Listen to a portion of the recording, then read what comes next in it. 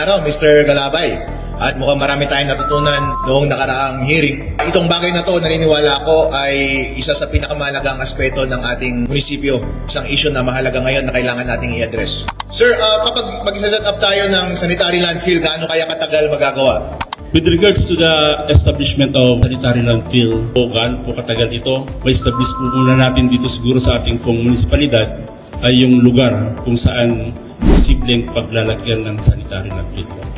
Alright, Ms. Menro Officer, baka gusto mo magsalita. May tanong lang tungkol sa report, kaliwanagan kasi may mga recommendation dito about sa establishment ng sanitary landfill at saka bagong mechanisms and approaches sa ating garbage collection. Liwanagin lang natin yung ibang aspect.